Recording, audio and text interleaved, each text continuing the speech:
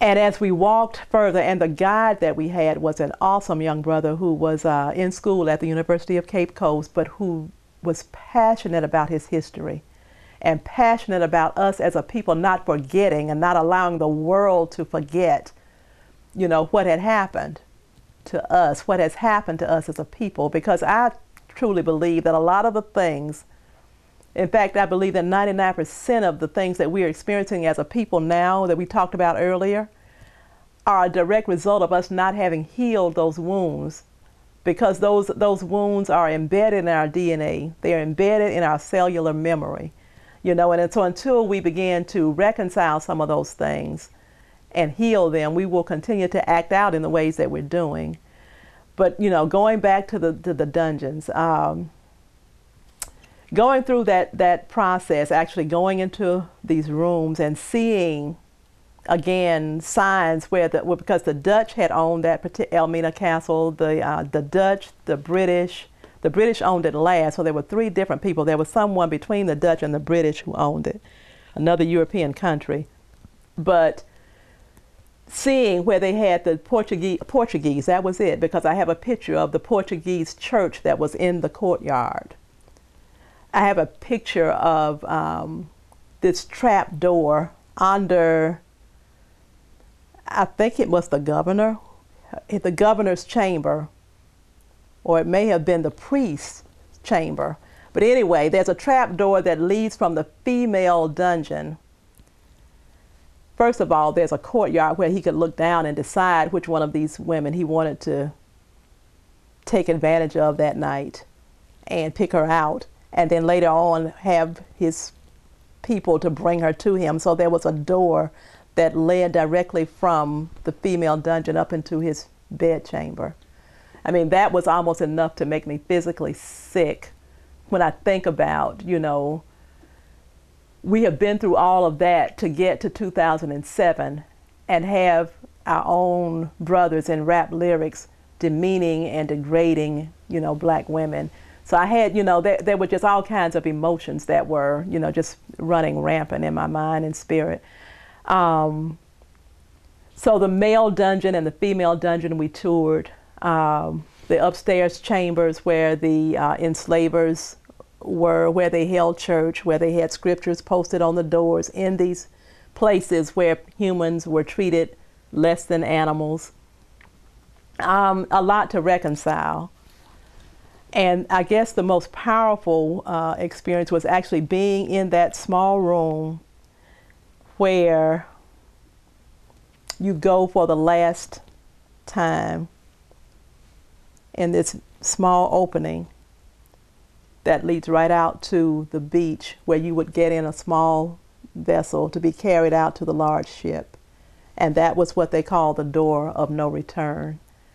And as I stood there and looked out, I still don't have words to quite articulate how many millions of Africans passed through that door and others like them all along the west coast of Africa.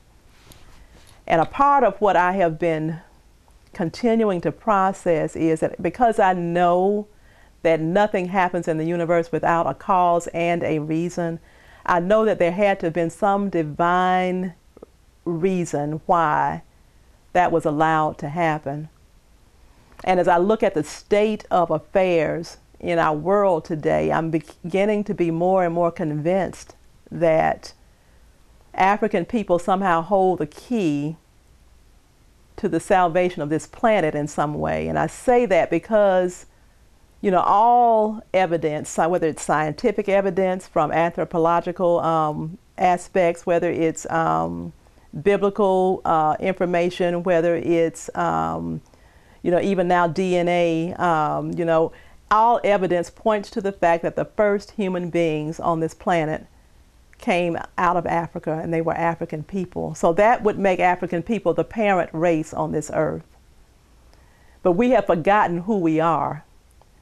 And so if we can calm ourselves long enough to remember who we are and allow God to begin to do through us what needs to be done, while the babies of the planet are continuing to run rampant and create havoc and chaos, we can begin to put things back in order in a special kind of way. And I'm convinced that that is a part of why African people are scattered all over the face of this globe, from corner to corner. There's something in us that knows that we needed to, the Creator knew that we were going to need to be in these places in order to bring to the world a sense of stability. And right now we are not in a position to do that because we haven't studied. We have not known ourselves in our true sense. And I would submit to you, as I stood there in that door in Elmina Slave Castle Dungeon, I recommitted myself to coming back and doing the work on me first that I need to do to study, to show myself approved, to do what I need to do to help that transition come about, where African people will once again become the parents on this planet and do what it is that parents do. Barbara Baker years ago said it's like it would be like a parent deciding that they were going to go off on a vacation and stay for an extended period of time and leave a 2-year-old in charge. From a time framework, Europeans are the babies on the planet. They are the indigenous people in all of these other places where they have gone and created havoc. It's just like a child being left unattended. And so it's time for us now to get ourselves positioned so that we can do what we need to do at this time, so that all of the horror that happened in those dungeons and on those ships and on these plantations will not have been in vain. That's my personal assessment of that.